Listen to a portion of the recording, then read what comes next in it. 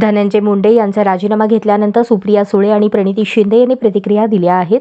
सुप्रिया सुळे यांनी म्हटलं, राजकीय परिस्थितीतील बदल स्वाभाविक असतात, पण कोणत्याही निर्णयावर ठाम राहणं आवश्यक आहे. तर प्रणिती शिंदे यांनी सांगितलं, राजीनाम्याचे निर्णय त्यांच्या व्यक्तिगत कारणांवर आधारित आहेत, त्यामुळे त्यावर काहीही बोलणं उचित नाही.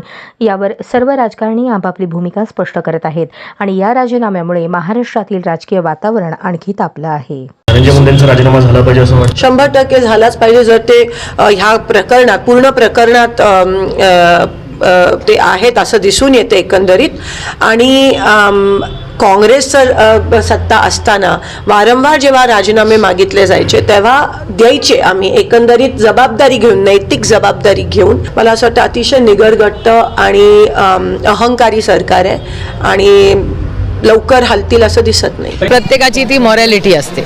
म्हणजे आदरणीय पवार साहेब जेव्हा मुख्यमंत्री होते आणि जेव्हा त्यांच्या टीम्सवर आरोप झाले तेव्हा त्या काळामध्ये त्या मंत्र्यांनी नैतिक जबाबदारी म्हणून कशाला लांब कशाला जायचं. काँग्रेसमध्ये जेव्हा अशोक चव्हाणांवर आरोप झाले तेव्हा अशोकरावांनी पण राजीनामा दिलाच होता ना. त्याच्यामुळे ती मॉरॅलिटी आता माननीय मुख्यमंत्री आणि त्यांच्या पक्षाच्या लोकांनी योग्य तो निर्णय घ्यावा.